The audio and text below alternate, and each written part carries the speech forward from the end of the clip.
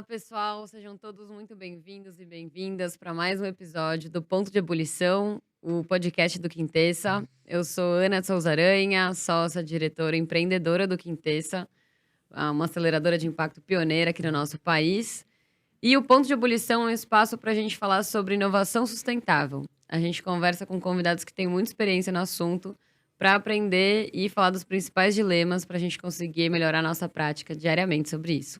O tema do nosso episódio de hoje é investimento estratégico de empresas em startups. Então, a gente vai falar sobre essas estratégias de M&As, que significa Mergers and Acquisitions, mas falando em português, de fusões e aquisições, e CVC, Corporate Venture Capital. Ou seja, hoje a gente vai falar das estruturas de investimento das empresas pelas quais elas podem se relacionar com as startups. Para falar sobre esse assunto, a gente vai ouvir os dois lados, o lado do empreendedor e o lado da grande empresa. A gente vai conversar com o André Bizelli, que empreendeu por muitos anos a Curri, startup de logística sustentável, e que vendeu o negócio para Americanas S.A., onde hoje ele atua como head da categoria de mercado.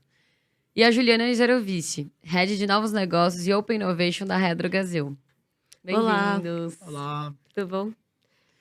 Boa, gente. Antes da gente começar, eu queria que vocês compartilhassem um pouco sobre quem são vocês, fora desse contexto aqui de trabalho. Falando um pouco fora dessa mini bio, acho que são muitos anos, né, empreendendo. Acho que tem o lado de empreendedor, mas vem muito da minha origem. Assim, eu sou o oitavo de 9 filhos, então empreender com impacto é algo que eu precisei achar, vem do meu DNA de procurar sempre fazer o que alguém não tinha feito. Então, quando era pequeno, algum irmão já tinha ido bem, algum já tinha ido mal, alguém era comportado, outro não ia muito bem na escola. Então, eu sempre procurei pensar um pouco fora do óbvio.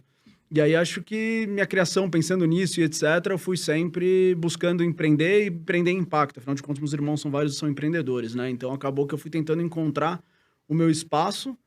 E aí eu fui, por sorte, a vida foi me apontando, fui conhecendo pessoas, e dentre elas o Vitor, meu grande amigo de infância, que aí a gente junto resolveu empreender. E aí de lá para cá são várias outras boas histórias, e agradecer muito aqui a oportunidade não só de falar com vocês hoje, pelo podcast em si, mas pela nossa relação, né? Eu acho que o Quintessa tem um papel fundamental na Correiros, teve um papel fundamental na estruturação do negócio e depois na venda. Então, agradecer muito vocês. Boa, daí é uma super honra do nosso lado ter feito parte da história. Bom, eu também queria começar agradecendo pelo convite, é super legal estar aqui. Bom, diferente do André, tenho só uma irmã. Eu comecei trabalhando no mercado financeiro, no Credit Suisse, depois eu trabalhei em fundo de private equity, e aí acabei indo para Endeavor, meio por acaso, que foi onde eu comecei a me envolver com empreendedorismo. Todo mundo fala aquele bichinho que te picou, sim, pica mesmo. E acabei ficando 5 anos na Endeavor, e quando eu saí de lá, eu decidi morar em Tel Aviv, que é um polo super efervescente do mundo de empreendedorismo. Então lá, para quem curte, é uma Disneylândia. Fui trabalhar num fundo lá, de Venture Capital. Fiquei 1 ano e nesse meio tempo acabei entrando em contato com o pessoal da Raia Drogasil, que estava muito se questionando qual era o futuro da farmácia. E aí eles queriam, antes de fazer qualquer coisa, pesquisar, assim, para onde a farmácia ia se desenvolver, para ela conseguir se antecipar e ela se proteger de qualquer disrupção, né? Ela se autodisruptar. E aí, eu acabei trabalhando com eles como consultora, fazendo imersões em Israel, nos Estados Unidos, do Brasil e na China, para estudar esse mercado, e que acabou indo bastante para o lado de saúde, eu vou comentar um pouco. E aí, foi meio inerente a ir trabalhar lá, ajudei a fundar a Vitati. E agora, faz um tempo, eu fui para a parte da Raia Drogasil mesmo, estruturar a área de Open Innovation, que está dentro do RD Ventures, que eu também vou falar um pouco. Boa, muito Obrigada. bom. Muito bom estar aqui com vocês, gente. Bom, o papo de hoje veio porque quando a gente fala de inovação aberta, entra quase sempre, né, o assunto de CVC, Corporate Venture Capital, e a gente vê que tem muito pouco conteúdo sobre isso. Principalmente quando a gente olha relacionado a impacto, né? Então, quando você olha para fusões, aquisições, principalmente no mercado de tecnologia, isso a gente já vê há alguns anos, né? Grandes empresas de tecnologia adquirindo startups, olhando para criar diferencial competitivo. Mas no mundo de impacto, isso vem muito recente. A gente tem gostado muito de perceber esse movimento que tangibiliza, né, a entrada de grandes empresas, principalmente novos negócios, olhando para novos mercados, novos serviços, seja adquirindo ou investindo em startups. Então, só do nosso portfólio Trouxe aqui alguns nomes para mencionar, além da Curry pela Americanas. A gente teve a Bumera pela Ambipar, a Nave Avela e Educo pela Arco, o Acordo Certo pela Boa Vista e a Vitalk, que foi recentemente adquirida pela Gympass. Fora outras que foram investidas, como a Neuromed pelo Grupo Notre Dame e a Parsas pelo Nubank.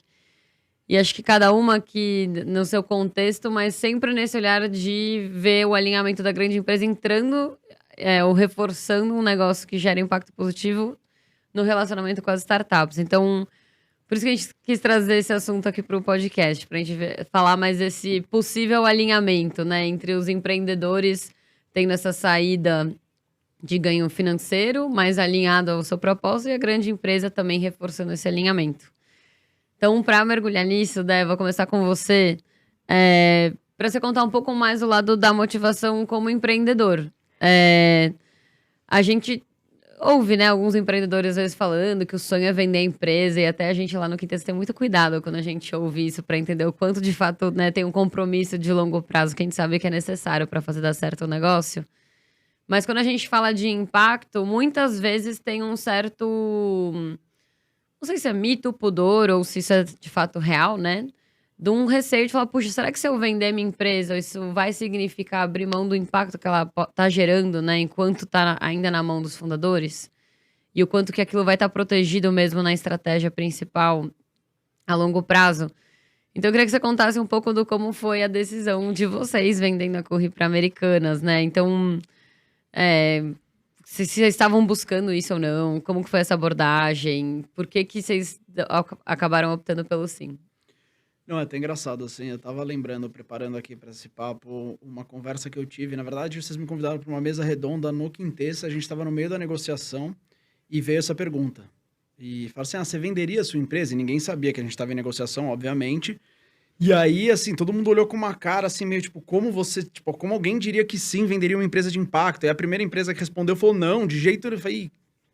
Foi bom, beleza. E assim, foi bom porque foi legal que validou muito o que a gente vinha discutindo e o que a gente estava pensando, assim, e é o que fez a gente tomar a decisão. Acho que quando você empreende com impacto, acho que, óbvio, além de todas as questões do empreendedorismo em si, então toda aquela questão de ter um negócio, sustentabilidade financeira e você buscar que o negócio seja rentável e que você viva a partir daquele negócio, você busca o impacto. E a gente discutia muito o alcance do nosso impacto enquanto uma empresa independente, isolada e pequena. Então, assim, a gente tinha um impacto, mas o nosso impacto ele era limitado ao tamanho da nossa empresa. Então, a gente sempre, quando veio a ideia de vender, não vender, surgiu essas conversas, a gente começou a abrir conversa para venda, foi um papo que a gente foi muito transparente, assim, era a venda, ela aceleraria ou não o impacto. Então, quando a gente entendeu que ao vender, a gente conseguiria escalar esse impacto, a gente conseguiria impactar mais pessoas, melhorar o que a gente acreditava, né? Então, falando um pouco da Curry aqui, só para explicar um pouco, era uma empresa de ciclologística. Então, a gente fazia o last mile com bicicletas, basicamente. Então, no e-commerce, a última perna, né? Então, que entrega na casa das pessoas é conhecido como last mile. A gente fazia essa parte da entrega usando majoritariamente bicicletas. A gente usa alguns outros veículos, tuk-tuks elétricos, etc. Mas naquela época era exclusivamente bicicletas. E a gente sabia que a gente não era detentor da carga, né? Então, digo assim, os pacotes em si, eles eram das empresas, não nosso. Então, para a gente crescer, a gente precisaria ter mais clientes, etc. E a gente dependeria muito dessas empresas estarem alinhadas, quererem entregar mais com bicicleta ou não. Ao passo que, ao fazer parte de uma grande empresa, a gente consegue escalar esse impacto. Então, quando a gente entendeu isso, essa foi a primeira barreira a ser superada e fez, assim, muito sentido para a gente. Vender para perpetuar esse impacto e escalar faz muito sentido. Se a gente fosse a proposta fosse comprar, adquirir, porque a gente incomodava, mas a gente não teria voz, não teria vez, e esse projeto seria arquivado, engavetado, era uma decisão que a gente jamais venderia. Então, a gente levou isso em conta na época da decisão, mas o fator para a gente principal para vender é isso. A gente conseguiu escalar, até legal, esses números são públicos, né? A Americanas fez 1,8 milhão de entregas em 2020 de veículos sustentáveis e o ano passado 4,5, se eu não me engano. Então, você vê como uma startup pequena, etc., consegue contração com a musculatura de uma grande empresa. Então, você junta aquela vontade de empreender, aquele sonho do empreendedor, aquele idealismo e aquela busca por impactar com uma musculatura de uma empresa grande, você consegue fazer coisas bem grandes junto, assim. Foi esse o nosso grande dilema na época, então foi até engraçado. Ali eu falei já aquilo, repito isso N vezes, até porque é o que eu acredito bastante, então é fácil falar disso hoje em dia. Na época eu fiquei até... Falei, pô, será que eu não tô vendo alguma coisa? Será que eu tô me... Tô sendo inocente, tô me né? vendendo, vai. Então, pô, beleza, quero vender a empresa, então tô me empolgando aqui. Mas na verdade, não, acho que é muito isso, assim, a gente tem que buscar maximizar o impacto, né? Então, se você vê uma oportunidade, seja com investimento, seja com venda, você catalisar isso, acho que você não pode perder essa oportunidade. Justo. A gente conversou aqui já no outro episódio que era o quanto que as grandes empresas podem ser vistas como esses ativos, seja tem canal de distribuição, competências internas e que no fim alavancam o ritmo que as startups estão indo, né? Vou pegar esse gancho para puxar aqui então com você, Juliana, que é você contar um pouco mais de como funciona na RD. Sei que vocês têm várias formas de atuação, né? Quando a gente fala de inovação aberta, seja de programas, tem o RD Ventures. E aqui a gente no Quintessa sempre conversa isso como um funil, né? Então, de um olhar para o que é o objetivo daquela atividade, é entender qual que é o formato que ela melhor acontece e como que se relaciona, né? Fala de funil como uma esteira, né? De relacionamento com as startups. Então, eu te pedi para você contar um pouco o que são essas caixinhas dentro da RD, quais são as portas de entrada para as startups, como que vocês enxergam o foco de cada uma delas, fica tudo dentro da mesma área ou não. Então, contar para a gente como que acontece na prática. Então, na verdade, na RD, as coisas foram surgindo de uma ordem cronológica não muito racional, mas hoje está organizada da seguinte maneira e a gente também enxerga como um funil, tá? Então, dentro de RD Ventures, eu diria que a gente tem 3 caixinhas. Uma é Open Innovation, que vai olhar para todas as startups, vai olhar para dentro da empresa, mapear todas as dores, oportunidades, e aí vai fazer o link de, olha, aqui tem um potencial de parceira comercial, aqui tem um potencial de investimento, ou aqui tem um potencial de M&A. Então, a gente hoje serve como um originador de negócios para a empresa como um todo, seja parceiras comerciais ou seja para investimentos estratégicos. Legal. Então, essa é a parte de Open Innovation.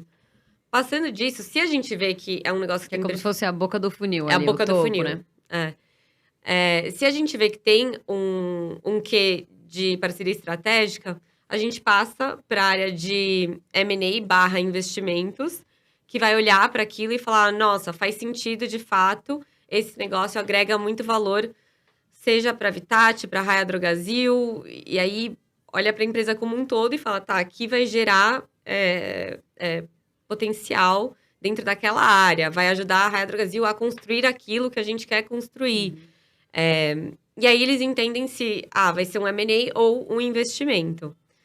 A gente montou um fundo em 2020, né? Então, hoje a gente tem 9 investimentos. E aí, como a gente tem um portfólio já robusto, né? A terceira caixinha é a área de Value Creation, que olha para esses investimentos e fala, tá, isso aqui foi uma aquisição 100%, e aí tem que fundir isso dentro da Raia Drogasil, ou foi um investimento estratégico, a gente não tem participação majoritária, então a gente vai acompanhando esse negócio como investidor. Claro, criando sinergias dentro da empresa, isso é um pré-requisito para a gente investir. Então, eles vão acompanhando tudo com um olhar de investidor mesmo e operacional, de como que eu ajudo essa empresa a navegar dentro do transatlântico e criar valor para a empresa. E como vocês diferenciam nessa decisão do que vai para M&A e o que vai para CVC? Depende se a gente quer ou não ter controle daquela empresa e se a gente tem certeza que é um negócio que a gente quer entrar. Se é um negócio que a gente quer testar, a gente está começando ainda nisso. A gente fala, não, vamos testar, investir um pouco, e aí é pelo veículo de investimento. E aí a gente vai ser minoritário, a gente pode aumentar a participação se quiser. Ou, nossa, isso é estratégico, se eu entrar, eu quero ter controle, porque não faz sentido ele trabalhar para o meu concorrente, eu quero internalizar isso. Aí já vai para a parte de M&A. Legal. E tem algum pré-requisito, assim, do tipo, tem que ter feito um piloto comercial ou não? Tem casos e casos de vocês fazerem negócio, depois investirem, ou começar já investindo e depois e encontrar sinergias na prática? No mundo ideal, a gente gostaria de fazer um piloto antes de investir, né? Você quer namorar para depois casar. Uhum. Mas a verdade é que os negócios chegam e você tem uma janela de oportunidade que você pode entrar ou não naquele negócio. Então, é difícil conseguir, de fato, cumprir isso. A gente entende, nossa, a gente não pode perder a oportunidade, então vai ser em piloto. Mas, idealmente, agora que a gente já fez alguns investimentos super estratégicos, e a maioria foi sem piloto, agora a gente quer tudo testar para depois. Porque a gente não tem pressa agora nenhuma. Então, faz sentido testar para depois a gente tomar uma decisão se de fato aquilo gera valor, se deu fit. Quando você fala em sociedade é muito complexo, né? Então, o empreendedor tem que estar muito alinhado, tem que se dar bem, tem que ter aquele quê que é intangível num sócio. Então, acho que idealmente a gente quer pilotar aquela solução, conhecer o empreendedor para depois investir. Sim. É Nem bem o que você sempre falou, dá. né? O ideal é começar namorando para ver se a relação dá certo para depois avançar, né? E isso tudo fica embaixo de uma mesma área? Como que é, assim? De uma Eu mesma acho que diretoria. quando a gente fala desse assunto, várias pessoas perguntam pra gente querendo referência de mercado, né? A ideia aqui da gente trazer vocês é pra dar essas referências. E falam assim, mas isso deveria... Isso daí tem uma ligação com a área que olha pra sustentabilidade, ou SG, ou não? É novos negócios total e tá muito mais pela área da saúde, que vai ter essa correlação de impacto positivo. Como que são essas discussões por lá? Não, bom, o RD Ventures está tudo debaixo de um guarda-chuva, de uma diretoria, Que é uma diretoria de negócios. que é uma diretoria de negócios. Essa diretoria de negócios participa do comitê de sustentabilidade, porque também lá surge muita coisa, outras parcerias, outras empresas que, às vezes, como agora a gente está começando a fazer muita parceria comercial, também faz sentido, não necessariamente empresas que a gente vai querer investir ou comprar, mas a gente pode testar essas soluções. E a gente que comanda os pilotos, os testes, né? Então, a gente participa do comitê de sustentabilidade. E aí, tem duas outras áreas que tangibilizam inovação, que é a Habitat, que até é um ecossistema de saúde que é interdependente da Raia Drogasil, mas é um bicho separado que não tem a ver com RD Ventures. O RD Ventures serve a Habitat. E aí tem uma terceira área que é o núcleo de desenvolvimento, o N2D, que é quem está olhando para o core e vai fazer a parte de inovação interna da empresa. Então, o cliente entra no site, como é a jornada dele para comprar? O que eu posso melhorar?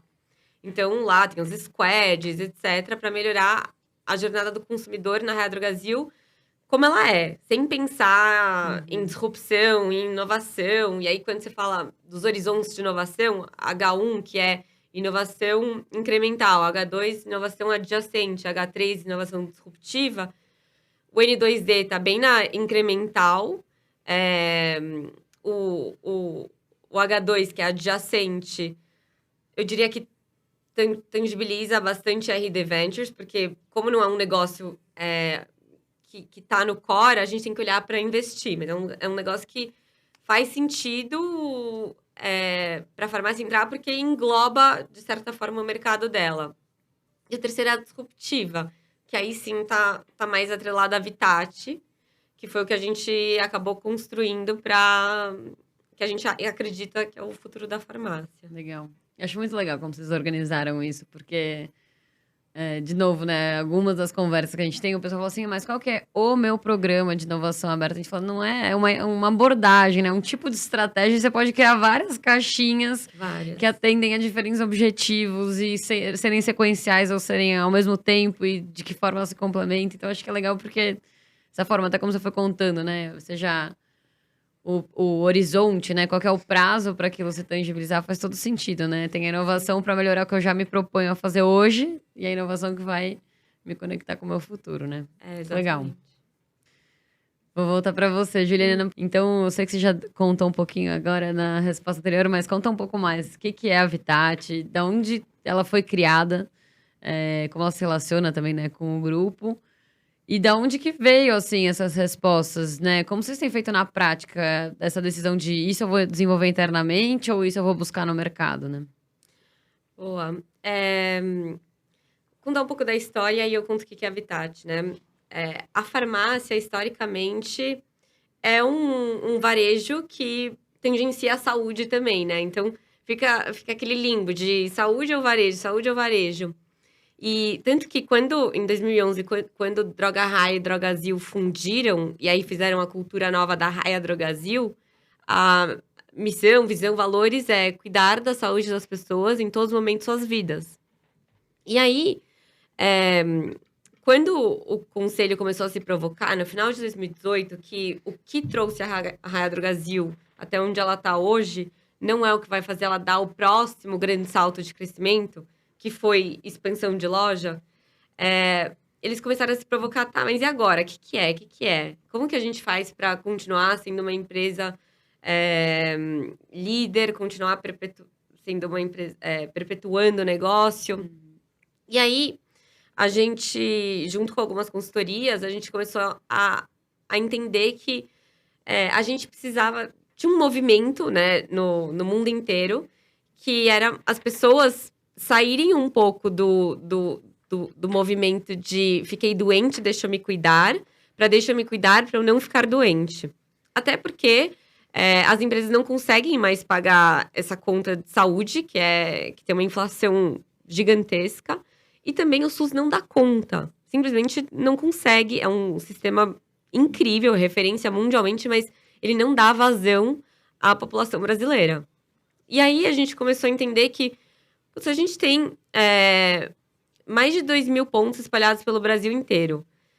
Se você pensar, hoje todo mundo pede online. Com a pandemia, isso acelerou muito. A gente precisa reutilizar esses espaços e a gente precisa ressignificar o cuidar da saúde do bem-estar das pessoas em todos os momentos de suas vidas. Então, a gente começou a entender, tá, o que está acontecendo com a saúde? É o movimento do sick care para o healthcare. Então, e cada vez mais a saúde tem um quê digital, né? Nunca vai ser 100% digital, mas é um low touch, high tech, né? Então, eu primeiro preciso resolver um problema de fragmentação da saúde, né? Hoje eu vou no médico em um lugar, os exames em outro, e aí 2 anos depois eu faço mais exames, não é no mesmo lugar, então eu não tenho visão holística da minha saúde. Depois, como que o brasileiro sabe que ele tem que cuidar da saúde, ele quer cuidar da saúde, mas quando chegar no como, ixi, o que eu faço agora? E saúde acaba virando uma frustração, porque eu não consigo ser saudável. O que é ser saudável? Então, educar as pessoas e depois repensar o nosso negócio para, de novo, ele continuar se perpetuando. Então, a gente criou a Habitat é um marketplace de produtos, serviço e conteúdo de saúde, onde a gente disponibiliza. A gente faz uma anamnese da pessoa que está entrando dentro da Habitat. Quem é a Juliana? Quantos anos ela tem? Quais são as necessidades dela? O que está incomodando ela? Ou onde ela quer melhorar relacionado à saúde. E aí, a gente direciona a pessoa para programas de saúde. Esses programas têm produtos, têm serviços, têm conteúdo, muito conteúdo, para te ajudar a sair do sedentarismo, para se alimentar melhor, para cuidar do seu estresse, para cuidar da sua diabetes, da sua hipertensão, para você se recuperar após Covid ou após uma gripe. Então, tem N programas lá. E aí, dentro desses programas, a gente coloca os produtos e serviços para ajudar a pessoa a, de fato, tangibilizar isso. Então, dentro do marketplace de produto, eu posso comprar os alimentos que fazem sentido para o meu dia a dia, para minha dieta. Eu preciso cortar glúten, comprar alimentos sem glúten.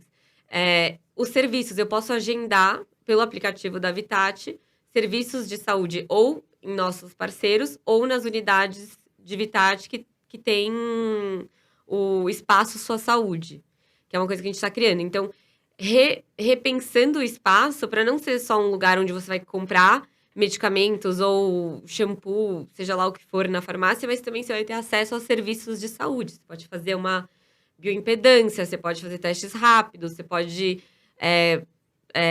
tomar uma vacina, exames de sangue a gente, hoje, por regulamentação, não pode fazer na farmácia, mas a gente tem um parceiro hoje que você pode fazer seus exames. Isso tudo vai para um repositório de dados e cada vez a Habitat vai ficando mais inteligente em relação à sua saúde e te dando inputs disso, né? Outputs disso. Os inputs são o que você vai usando, né? Então, a Habitat é isso, obviamente. Isso foi o começo. Enfim, a gente está ainda muito... Faz o quê? Faz 1 ano e meio que a Habitat lançou. Então, acho que ainda tem muito aprendizado, muita mentalidade de startup.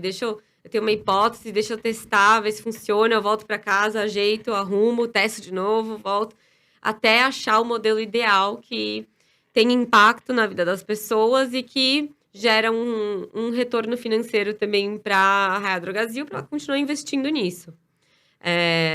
Então, a Habitat é isso, é um negócio super poderoso, porque se de fato a gente conseguir ajudar as pessoas a se manterem mais saudável, é um impacto muito grande, né? Desafoga o SUS, diminui a conta de saúde das grandes empresas, porque você consegue monitorar a sua saúde de uma forma mais recorrente, você cria awareness disso. Então, a gente acredita muito nisso e acredita que o futuro da farmácia passa cada vez mais por ser uma empresa de saúde.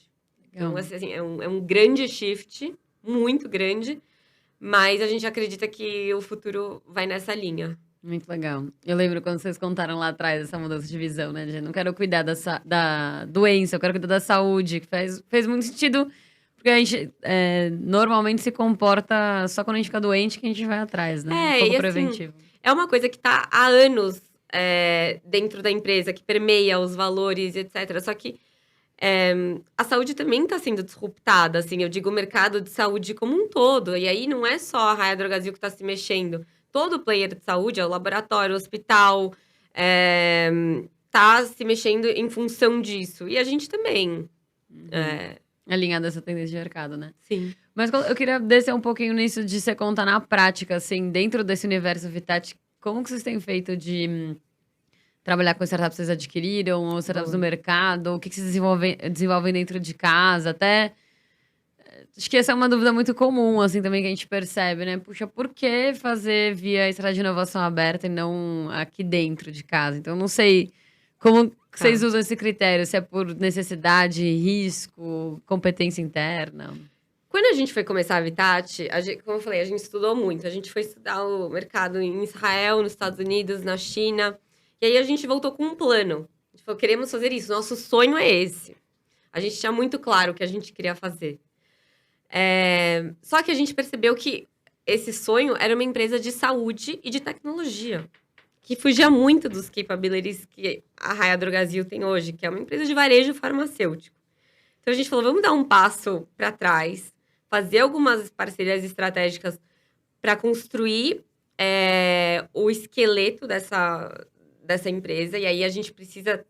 Eu não posso fazer uma parceria comercial para construir meu produto em cima disso. Porque amanhã, dá algum erro nessa parceria, eu tô na mão. Então a gente falou... grau de dependência, né? Um grau de dependência muito grande. Então a gente falou, a gente tem uma caixinha, dentro dessa caixinha a gente tem umas subcaixinhas. Para cada uma dessas subcaixinhas a gente precisa de um parceiro.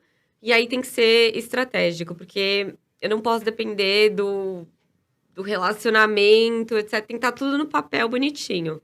E é um negócio que a gente precisa co-criar juntos, né? Não existe, em nenhum lugar do mundo existe. A gente pegou benchmarks de um lugar, de outro, e foi juntando no que a gente acreditava que era a nossa visão. Então, o que a gente quer fazer é uma coisa que realmente ninguém fez no mundo. De novo, a gente pegou referências de várias empresas, mas a gente consolidou isso tudo num plano que funcionava pra gente, com os ativos que a gente tinha.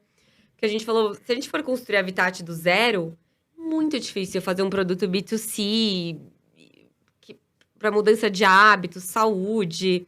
A gente tem que usar os ativos da Raia Drogasil. São os pontos de venda, os quase 50 milhões de clientes que são ativos e cadastrados.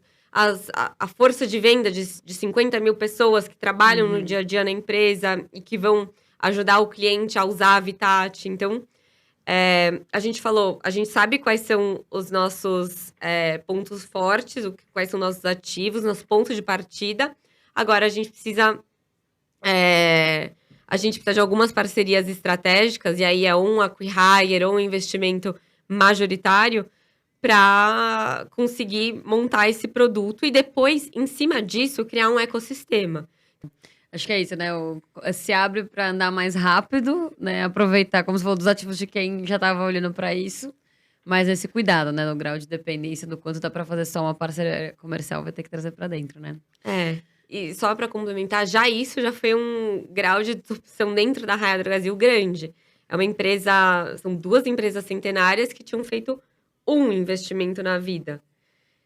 Não tinha, era um CNPJ.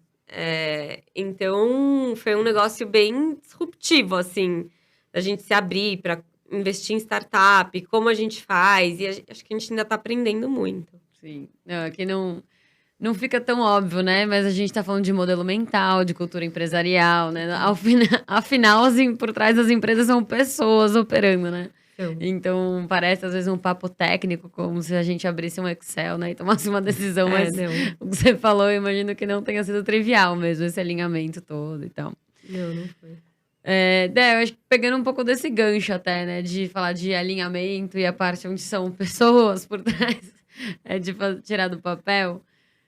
Eu queria te ouvir na sua experiência, porque a gente tá falando aqui de CVC, M&A e tal, mas assim, é tudo muito novo, né? A gente viu aqui um dado de que mais de 60% dos CVCs que tem aqui no Brasil existem há menos de 3 anos. Ou seja, estamos aqui nos primeiros dias dessa jornada, aprendendo a como fazer, se fazer, quando fazer. E eu queria que você contasse um pouco da ótica como empreendedor, né? Você contou ao lado bom de estar podendo empreender, ou, né, dessa preservação do impacto, mas vocês chegaram a organizar na época, assim, premissas para topar a venda, sim ou não? E hoje, assim, você olha para trás e fala, puxa, isso aqui eu teria feito diferente, teria negociado diferente, assim, o que são os aprendizados? Acho que era outra época, né? Assim, mesmo a venda, né? Se for olhar os 3 anos, a gente vendeu no final de 2019, ela tá quase nesses 3 anos que surgiram a maior parte dos CVCs. Mas, assim, acho que a gente começou a empreender esse ano, inclusive daqui uma semana completa 10 anos, né? Então, era outro momento, né? Então, tantos venture capitals, etc. Não tinha tanto VC, não tinha tanto... O M&A no Brasil ainda não era algo super aquecido para startups, que dirá de impacto. Então, eu lembro... quando começou todo esse papo de startups, de impacto, quando começou essas coisas que a gente era e nem sabia que a gente tinha esse título, era tipo, a gente acreditava naquilo e aquilo se encaixava no impacto. Então, acho que assim, as coisas vêm mudando muito e muito rápido. Mas acho que assim, isso é fundamental numa negociação, acho que tanto para receber investimento, a gente recebeu investimento um pouco antes alguns anos antes da venda e depois na venda, acho que assim, sempre deixar muito claro o que você espera, né, entre os sócios. Acho que, assim, parece muito fácil, parece muito óbvio, mas acho que esse alinhamento dos sócios é algo fundamental, assim, para as negociações, principalmente de M&A, né? Então, o que cada um espera, o que cada um do futuro, e eu acho que um ponto que pra gente sempre foi muito importante era sentar na mesa, olhar no olho de quem estava vindo com a gente, se aquela empresa estaria disposta a co-construir ou não, ou era simplesmente algo, pode ser até você tá comprando para falar que tá indo para esse caminho de impacto ou não, para falar que faz, ou se realmente eles estão dispostos a jogar o jogo junto, sabe? Querem vestir a camisa e co-construir aquilo. Então, tanto nos investidores, a gente nunca quis só o dinheiro pelo dinheiro, a gente acreditava muito no papel dos investidores para mudar a gente de patamar. Então, acho que quando você for procurar um CVC como startup, primeiro, acho que tem algumas análises que são importantes pensando em startup. No nosso caso, talvez se a gente tivesse ido para um caminho de CVC, a gente teria encontrado mais dificuldade em continuar o negócio, pensando em que é um mercado que as empresas concorrem e etc. Possivelmente eu teria perdido alguns outros clientes ou potenciais clientes. No caso de vocês não foi um investimento, né? Vocês venderam foi uma compra. 100%. Né? 100%. Mas poderia ter sido, por exemplo, um investimento parcial deles, poderia ter trazido uma carga negativa, perdendo muitos clientes, perdendo coisa, etc. E aí faz sentido, sim ou não sei. Beleza, a gente não tô entrando no... Mas assim, acho que o empreendedor, quando vai tomar uma decisão dessas, é muito importante olhar os efeitos colaterais não tão óbvios, assim. Então, de médio... então ótimo, tá entrando dinheiro, tá, ok, mas esse VC, ele investe em quem mais? Qual que é a carteira dele, o portfólio? Onde você pode ter impacto? Onde você pode ser impactado de alguma forma, seja positivo ou negativo? Fala, pô, beleza, tem uma outra startup ali que eventualmente a gente pode um dia vir a fundir e vender junto, ou alguma coisa assim. Então, acho que vale muito estudar esse panorama como um todo. E para venda, principalmente. Acho que a venda, mais do que nunca, você precisa saber muito bem onde você tá pisando. A gente teve a sorte que já era cliente, então a gente já tinha uma relação anterior a toda a parte da negociação, então já existia, se eu não me engano, em 1 ano e pouco antes a gente já começou a atender. Então foi algo sendo construído de uma forma muito lenta e gradual, e deu para entender muito aonde a gente estava entrando. Então, nosso projeto junto com eles, se a gente escalava ou não escalava, ainda como uma relação de cliente-fornecedor, então como que estava indo essa proximidade e essa vontade de continuar o projeto. Porque acho que esse é o grande medo, voltando para aquela primeira pergunta. Acho que o medo de todo empreendedor é você não conseguir perpetuar o seu negócio, né? Então, terminar o seu negócio e, ok, beleza, você foi adquirido meio por vocês, não pelo negócio, aí você acaba tocando uma frente nada a ver e o negócio acaba minguando. Então, acho que você saber que as pessoas estão preocupadas, elas querem dar continuidade no projeto. Acho que, no nosso caso, muito mais com o impacto que a gente trazia, a questão das bicicletas, né? Até porque, pensando hoje em dia, as bicicletas, elas são muito mais presentes, né? No dia a dia das pessoas. Mas se for pensar que em 2012, quando a gente abriu, não tinha ciclovia nem na Faria Lima, nem na Paulista. Então, mudou muito a cultura da bike, a cultura das pessoas se locomoverem, a mobilidade urbana virou uma pauta. Então, pra gente, é uma bandeira que a gente tinha muito orgulho de carregar e continuaremos tendo orgulho, assim. Então, vendo, mesmo hoje, estando numa função diferente, etc., você vendo que o impacto lá atrás que você criou, vendo as entregas sustentáveis, buscando formas novas de fazer entrega, que isso está continuando, isso está perpetuando, acho que para o empreendedor é uma grande vitória. Então, acho que, assim, para mim, tem que ser um dos pontos cruciais na decisão. E, assim, todo mundo que empreende sabe quão difícil é empreender. E que vão ter momentos ali, vão ter noites mal dormidas, pensando que eu vou quebrar, eu vou falir, que eu vou fazer do resto da minha vida e etc. E aí, qualquer negócio, assim, não, putz, aqueles momentos, assim, não, qualquer coisa eu vendo, eu vou vender. E não, entendeu? Acho que você manter muito firme. E acho que nisso eu e o Vitor, a gente era muito diferente e isso ajudava muito, que a gente oscilava muito, a gente intercalava muito nesses momentos bons e ruins, mas para sempre manter o pé no chão e ter muita clareza de onde você quer chegar. Então, não é na primeira proposta, não é no primeiro VC que bater na sua porta, não é no primeiro proposta de venda ou etc. Acho que é na que fizer sentido. E você ter clareza, e eu acho que desenhar o que eu topo, qual que é o mínimo para eu vender. Eu acho que isso é ótimo para os empreendedores fazerem em momentos bons e não momentos... Quando eu digo bom, é quando você não está negociando, quando você não está quase quebrando, quando você não está não sei o quê, para você ter paz para escolher o que você realmente acha que são os valores e os que você acredita. E aí aquilo, você tendo isso claro e cravado na pedra, depois quando chegar o momento que vai dar balançadas, vão ter aqueles momentos difíceis, você volta para sua essência ali, para o que você cravou na pedra e falar, não, vamos seguir por esse caminho. Legal. Eu acho que é ótimo você falou do alinhamento expectativa, porque a gente está falando aqui como alguém pode estar ouvindo falando, nossa, até parece que tudo são flores, eles estão, né, pintando aqui a história. E a ideia é que a gente fala desses dois lados, né? Então, acho que você está contando pelo lado de quem está numa relação que está dando certo. Ou que deu certo dentro das expectativas de vocês. Mas a gente já viu aqui algumas histórias também de tá contando com um ativo da grande empresa e no fim ela não entrega, porque não tem um elemento cultural lá dentro. Então, no fim, os tomadores de decisão lá dentro não estão dispostos a correr o risco pelo produto ou serviço da startup. Ou tem uma negociação, né? Que foi no caso de vocês venderam. Sim. Mas esse caso que eu tô contando, eles tinham recebido um investimento. Então, eles tinham uma participação que era pequena, mas com uma negociação de exclusividade. Então, a startup começou a não conseguir crescer no mercado porque não podia vender para os concorrentes. Então, assim, a gente também acho que aqui está sendo ótimo de ouvir sobre a boa prática, né? Na experiência Sim. que deu certo, mas acho que por trás do que você está trazendo tem esse lugar, né? O alinhamento não feito ali com clareza e com assertividade também, a gente sabe. A disrupção não vai ser rentável, provavelmente, no primeiro dia, entendeu? No primeiro mês, no primeiro ano, muitas vezes. Então, assim, é um negócio de investimento. Só que se você está esperando aquilo e pensando com uma cabeça antiga sobre aquilo, dificilmente você vai deixar. Então, você acaba sufocando eles. Você não permite que a startup traga os frutos que você lá atrás acreditou. Então, acho que é um desafio. É por isso que eu acho que os empreendedores vão ter muita calma. É difícil, eu sei que pra gente foi assim, não é... A gente viveu momentos super difíceis de caixa, momentos super apertados e chegamos a pensar na nossa trajetória, putz, fecha, abre, continua a empresa, o que a gente faz? Cada um vai tocar um negócio, um dos dois sai, vai tocar outra coisa e ajuda a gente passou por vários momentos ótimos e momentos muito difíceis. E eu entendo, eu sei que nesses momentos muito difíceis, aquela tentação de topar qualquer negócio é muito forte. Mas às vezes você vai estar acabando... Você tinha alguma chance de sobrevivência sem querer, você tá matando ela por esse caminho, né? Então, é difícil. Mas eu acho que vale essa... E vale muito isso que eu falei, assim, que a gente tinha muito claro, eu e o Vitor, o que a gente acreditava lá atrás. E a gente, sempre que a gente começava esses momentos, a gente tentava buscar o que fez a gente empreender, o que fez a gente acreditar, o que fez a gente sonhar e gastar tanto tempo naquilo. Sim, legal. E acho que essa visão de longo prazo muda, né? Eu queria te ouvir um pouco sobre isso na prática, né? Você contou, assim, milhões de caixinhas, né? Em alguns anos criadas, vários conceitos novos dentro de uma companhia que não tinha esse histórico.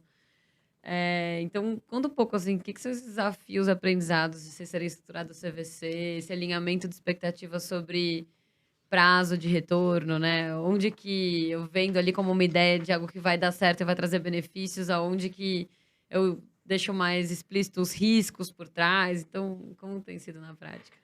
Assim, a Raia Drogasil conseguiu fazer isso num período de tempo relativamente curto, porque, apesar de ter capital aberto, continua sendo uma empresa familiar, é controlada por 4 famílias. Então, existe essa visão super de longo prazo. E eu acho que o motivo pelo qual a gente conseguiu fazer o que a gente queria fazer é porque tinha gente que fazia parte da estrutura acionista da empresa, falando, olha, eu também sou acionista como vocês e acho que é isso que tem que acontecer, e bancando o negócio. Porque senão, acho que dificilmente teria acontecido tão rápido. Dito isso, tem muito o apoio do conselho e essa visão de longo prazo. Mas é uma empresa que nunca fez corporate venture, que nunca trabalhou com startup. Então, eu sinto que muitas vezes é muito difícil trazer essa visão para eles, né? Como que a gente faz um negócio sem ser um M&A com a cara de venture capital, que seja mais alinhado com o empreendedor. Porque é outra cabeça, é outra geração, eram outras maneiras de fazer negócios, né? Então, existe, sim, essa dificuldade, não dá para dizer que não. E, assim, quando você faz, de fato, negócio, você planeja uma coisa. Mas tem várias outras coisas que aparecem que é impossível você planejar, assim. Como que vai ser o embate cultural das duas empresas? Porque, tudo bem, você tem um sócio lá falando que quer fazer, etc. Você tem alguém que é o patrono da Raia Drogasil que banca esse negócio. Mas, na hora do vamos ver, são tantas outras coisas que acabam dobrando que é impossível prever isso. Então, claro, tem dificuldades. Às vezes você coloca uma meta, pode ser muito mais fácil do que você imaginou, pode ser muito mais difícil, completamente inatingível. Eu acho que o negócio é você conseguir ser flexível e entender quais foram os pontos que a gente errou ao prever aquilo e como que a gente ajusta e como que a gente vai adaptando aquilo para ser para ser bom para os dois lados, né? Então, por um lado, a gente tem super o apoio e a visão de longo prazo do conselho, por outro, é impossível você prever como vai ser essa relação, o mercado, o que vai acontecer. Assim, ano passado era o all-time high VC. Esse ano, pô, o negócio do all-time high foi pro all-time low, assim. Brincadeira, mas é verdade. Então, tem outros desdobramentos que são impossíveis de você prever. Não, você tá brincando, mas é real, né? Porque se a motivação... Quem trabalha com isso sabe que é verdade. Se a motivação é só seguir uma modinha, aí que tá o risco da história, né? Porque antes, nossa, tá bombando, todo mundo tem que fazer. Do nada, opa, não, agora é uma furada. E aí, né? Exato. Se é uma estratégia de longo prazo, como você mexe nesse barco tão rápido sem ter clareza do pra que você estava fazendo aquilo, né? E tem que ter um comitê ágil, assim, nossa, a gente previu um negócio ano passado, porque o ano estava incrível e a previsão é que ia ser bom. Só que esse ano o mercado virou, a gente perdeu o contrato, não sei o quê, o caixa acabou mais cedo do que a gente imaginou. E aí? Então, você tem que ter flexibilidade para conseguir ajudar o empreendedor, etc. Falar, tá bom, deixa eu entender como que a gente vai resolver esse problema. Conseguir puxar o conselho de forma extraordinária e aprovar. Ser ágil mesmo. Legal. Tem alguma. A gente tá falando aqui de longo prazo, mas tem alguma diferença, assim? Não sei se é por essas caixinhas ou se é caso a caso. Mas de quando vocês fazem numa linha mais de aquisição ou quando vai para o CVC, de tempo de retorno? Do tipo, um é mais. Chega a ser tangibilizado, assim, no período onde eu vou conseguir tangibilizar esse benefício, assim? Tem. A gente consegue fazer isso através de metas de earnout, né? Então, a gente coloca uma estimativa de tempo, o empreendedor tem que estar alinhado, em quanto tempo ele acha que ele vai conseguir realizar isso, qual que é o perfil de risco daquele empreendedor, se ele quer arriscar mais para ganhar mais, ou se ele quer ter um teto mais baixo, um teto e um piso mais alto. Assim, depende muito de caso a caso, mas a gente é super flexível para adaptar como que a gente vai investir de acordo com o perfil do negócio do empreendedor. Legal. Acho que esse é outro elemento legal que você está trazendo também, né? Porque essas regrinhas, a gente brinca aqui com a história do é moda, e agora eu vou fazer e tal, mas acho que um outro risco que a gente vê também na prática é essas regras de ouro. E que a gente sabe que tem muito caso a caso, né? E que às vezes é melhor adaptar. Então, uma parte eu vou entrar como sendo cliente, né? Comprando mesmo a solução, a outra parte eu vou investir. O que é de cada bolso, né? É isso Como que eu mesmo. analiso cada Super coisa. complexo, demora. Aí quem vai pagar o quê? Não sei o quê. Ninguém tem orçamento. Então, é uma confusão. Todo mundo, vamos, legal, vai vir da sua área. Não. Quem paga? Ah, legal, paga? mas é que tá muito Todo mundo longo empolgado. prazo, meu orçamento tá comprometido. Não, aí tem um projeto que tangencia 2 áreas, não sei o quê, vai para onde. Sempre é para outro. Sempre é para outro, exato. Mas legal. Acho que vai ficando explícito essas coisas. Esses elementos, né, que vocês estão trazendo de modelo mental. Então é isso. Tem que se aprofundar. Não dá pra ser também. Ai, gente, vamos casar, vai ser incrível. Não, pera, pra quê? Como? Quando? E se der errado? Como a gente vai agir nesses momentos? Então, acho que tem muito valor aqui. E uma coisa que você trouxe na sua fala, que acho que vale a pena destacar também, foi você veio de você tinha um repertório técnico por trás. Que eu acho que isso é o mais, talvez difícil do momento de mercado que a gente está vivendo, né? No sentido de que é muito novo e para você flexibilizar, você precisa dominar o que já existiu até então. Então, também muito difícil você pegar, às vezes, uma pessoa que estava ali, sei lá, em suprimentos há muitos anos e não sabe nada desse mundo de startup, e querer que a pessoa, em alguns meses, adquira todo esse conhecimento técnico, repertório. Então, acho que a gente sempre vê com bons olhos, assim, quando a gente vê as empresas que reforçaram a equipe, seja trazendo o próprio empreendedor, que é o seu caso, né, Dé? Ou no seu caso, né, de trazer alguém que tinha experiência de mercado para dentro do time, porque vai, assim, ajuda a mitigar essas possíveis pisadas no pé, assim, O né? primeiro trabalho é adaptação cultural. É você educar as pessoas em que como vai ser. Porque todo mundo olha, acha que é um bicho de 7 cabeças. Putz, esse negócio vai me ameaçar, não sei o quê. Calma, não é assim. É bom para você, vai te trazer um monte de. Como fala? Me fugiu a palavra. Eficiências, um monte de coisa que você gasta um tempão fazendo, você não vai mais ter que gastar. Não é uma ameaça, né? É algo super positivo. Vai fazer com que sua área tenha mais importância, esteja mais nos holofotes. Então, tem uma parte aí de cultura muito importante. Que acho que é o que eu trouxe lá atrás, do exemplo errado, né? Quando a empresa, ela praticamente falou, é uma potencial ameaça, então deixa eu pisar aqui. E aí eu garanto que não vai ser meu concorrente, não. Poxa, peraí, né? Deveria te levar pro seu próprio futuro, né? E não só mitigar, A né? gente começa até ver na Raia Drogasil executivos que são da Raia indo para as investidas e, sabe, tendo uma dança de cadeira. É Legal. que nem o André, né? Sim. Mas para amarrar esse papo que a gente tá tendo, eu queria, assim, que outras dicas, recomendações vocês dariam para quem tá pensando em montar agora sua estrutura de CVC, assim, de... O principal, acho que é olhar para o não óbvio.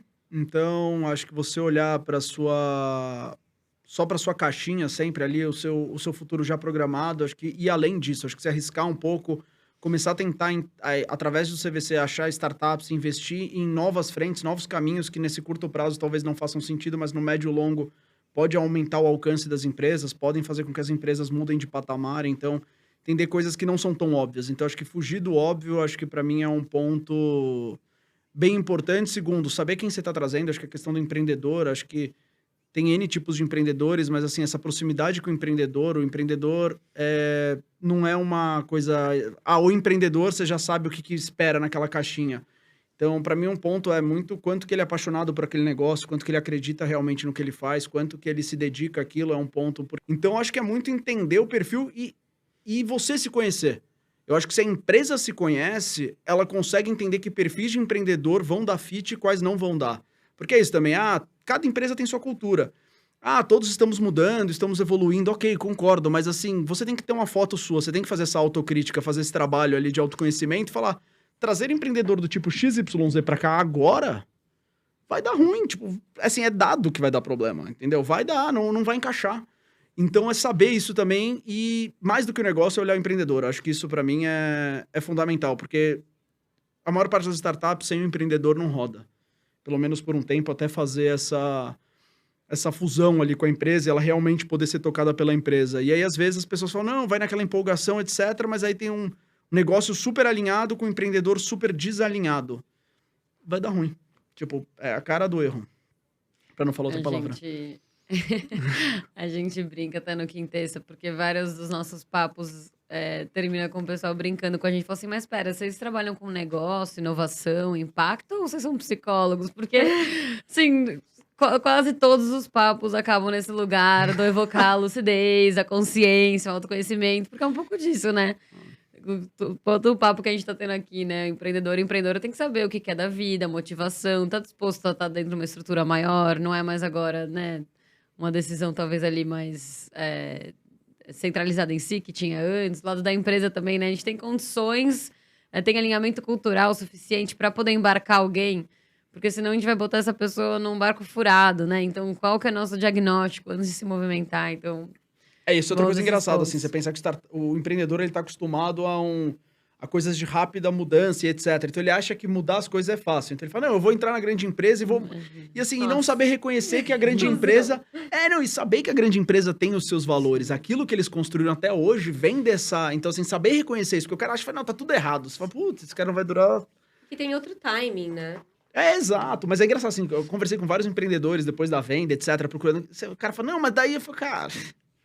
Tipo, relaxa, não é por aí. Se você começar a achar que você tem a fórmula e a empresa não sabe o que faz, você começou errado. Não, e não é, tem um lugar também do, tá mitigando risco, são um bando de medrosos. Não, pera, as pessoas também, ao mitigarem riscos, que também criaram empresas centenárias. Por isso que eles perpetuaram, exato. Então você fala assim, tipo, não é... E assim, quantas pessoas, quantos empregos, o risco deles...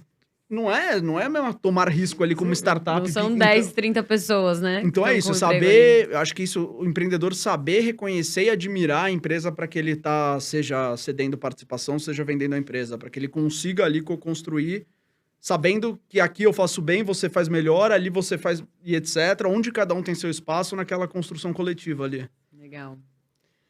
Assim, complementando o André, eu acho que do lado da empresa, precisa ter muito claro, muita clareza de por que eu tô fazendo isso. E aí, a partir do porquê, aí você vai pro como. Eu vou criar um veículo para investir, eu vou criar uma área de Open Innovation para criar um programa de inovação. Tem N formas. Eu vou criar um espaço, que nem o Itaú fez com o Cubo. Tem N formas de você fazer inovação aberta. Eu acho que você ter clareza de por que eu tô fazendo aquilo... você consegue ser muito mais assertivo no como, né? Uhum. E aí, acho que do lado da empresa, você tem que ter alinhamento top-down. Você não consegue fazer se o conselho não está alinhado na esfera mais alta, assim, e o top management. Você tem que saber navegar dentro de uma estrutura corporativa, muito importante. Ter paciência, entender que as coisas não é o espírito de uma startup, que você vai lá falar com 2, 3 pessoas e... Não, você tá dentro de uma empresa, você tem que pegar aprovações em N níveis, tem uma burocracia, tem um monte de coisa. Ônus e bônus, né? Do lado do empreendedor, eu acho que a primeira coisa, essa autoanálise de que tipo de empreendedor eu sou. Eu sou empreendedor serial, que vai criar um negócio e vender, criar outro, vender. Provavelmente, esse empreendedor é melhor pegar um investimento de um fundo de venture capital, faz aquele dinheiro, vende a empresa, vai para a próxima, etc. A empresa, pelo menos a Raia Drogasil, tá olhando pro empreendedor que olha mais a longo prazo, que quer fazer aquele negócio perpetuar, é um outro perfil. Não tem certo ou errado, só são perfis diferentes. Então, você saber que tipo de empreendedor você é, o que você quer, saber no que você está entrando, eu vou ter outro ritmo. Mas o meu impacto vai aumentar muito quando eu conseguir escalar minha solução e fazer entrega de não sei quantas mil lojas para não sei quantos milhões de clientes. De novo, ônus e bônus. Tudo não terás. Então, eu acho que saber onde você está pisando, na hora que você vai fechar com a empresa, olha, eu sei que eu estou abrindo mão disso, mas eu vou ter aquilo. É muito importante, porque senão para não gerar frustrações, para, enfim, não gerar desentendimento, que é a pior coisa, né? Sociedade é mais sério que casamento. É difícil desfazer uma sociedade. Então, você precisa saber muito bem onde você está entrando. Acho importante também você tomar o cuidado de ir para uma empresa que você sabe que as pessoas que estão lá, que estão tomando aquela decisão, são as pessoas que vão continuar, que apoiaram o seu negócio para hoje você ser comprado, amanhã, daqui 2 anos, trocou todo mundo. E aí? Então, eu acho que você tem que tomar muito cuidado com isso. Tem que criar uma relação de confiança, muito profunda. Legal, e acho que é ótimo esse elemento que você está trazendo, né? Dos empreendedores também se permitirem devolver essas perguntas para os executivos, né? Total. Você também vai estar aqui daqui a 5 anos? Eu tô me comprometendo, e você? Porque é com Exato. você que eu quero tomar a decisão, né? E aí, a empresa comprometeu com isso e aquilo. Eu quero... A pessoa que vai patrocinar aquele negócio dentro da empresa precisa estar muito comprada. Precisa ter sentado com o empreendedor, feito o plano, com o diretor que vai executar aquilo. Você tem que ter alguém que patrocina, que de alguma forma você acha que vai estar lá, ou se aquela pessoa sair, você tem alguma confiança de que o projeto não vai se perder. É difícil, e acho que não é uma decisão trivial. O André pode falar melhor que eu, mas eu acho que são cuidados e riscos de você fazer um negócio com uma empresa. Tudo vai ter risco. Você fazer com venture capital também tem outros riscos. Você não fazer também tem risco Também de morrer. tem risco. Né? Se mexer tem Talvez o risco, pior não dos se riscos, mexer também tem risco, né? Escolher e mitigar esses riscos, saber onde você está entrando, com quem você está lidando, falar com empreendedores que já foram investidos pela empresa, entender como que é a relação, no momento de turbulência, como que como Essa que a dica é empresa muito boa, de lida conversar com com isso. quem já foi investido pela empresa. Eu acho isso, assim, trivial. Pra você ver, putz, é pra mim isso? Que pode não ser. E aí, é melhor arranjar dinheiro hoje é commodity, né? O que não é o valor que só se vai agregar. Então, eu acho que não é para todo mundo. É difícil um empreendedor se encaixar numa estrutura corporativa, muito difícil. É outro timing, é outro ritmo, outra cabeça, outro tudo. Mas o impacto vai ser muito maior em muito menos tempo, se der certo, né? Então, ônus e bônus. Boa. Gente, pra fechar, queria fazer um exercício nosso aqui de futurismo juntos, mas a gente falou, é tudo muito recente, né? Então a gente tá vendo agora uma fotografia desses nossos primeiros anos de CVC começando no Brasil, a gente falando de M&As de impacto e tal. Como vocês acham que a gente vai estar... Como vai estar o assunto daqui a 5 anos, assim, do que... Como nos últimos 3 anos teve um boom de empresas montando corporate ventures, etc., ou estruturas de inovação, seja lá o modelo, Eu acho que daqui 5 anos já vai ter passado um ciclo completo e a gente já vai ter visto algumas histórias que Os veículos fechando, né? assim, Encerrando você o só prazo. consegue contar uma história quando você olha de trás pra frente. Que aí você começa a entender o que aconteceu, o que deu certo, o que não deu.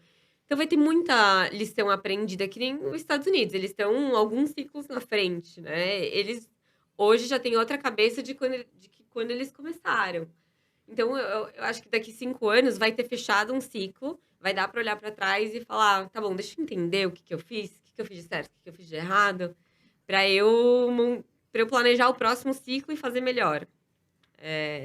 Eu acredito que daqui 5 anos vai dar pra olhar pra trás e contar a história. Eu acho que, no fundo, vai ser algo comum, na verdade. Então, hoje a gente olha empresas pioneiras nisso, né? Então, se for pensar que 60% nos últimos 3 anos e etc., a gente tá vendo isso engatinhar quase.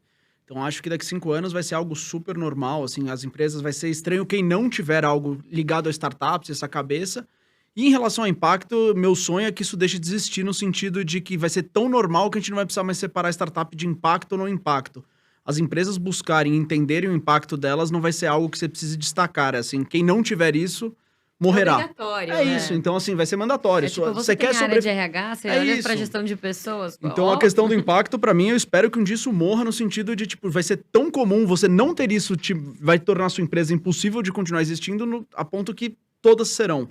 Então, acho que esse é daqui 5 anos, acho que talvez um pouco audacioso, mas eu acredito nisso, assim, que daqui 5 anos, tanto essa questão de relação com startup como impacto vão ser coisas super comuns que as empresas, em regra, vão ter que olhar isso, senão elas vão ficar para As trás. empresas já estão tendo que fazer essa mudança de mindset, né? De olhar para o impacto, ligar a estratégia de sustentabilidade com a estratégia core.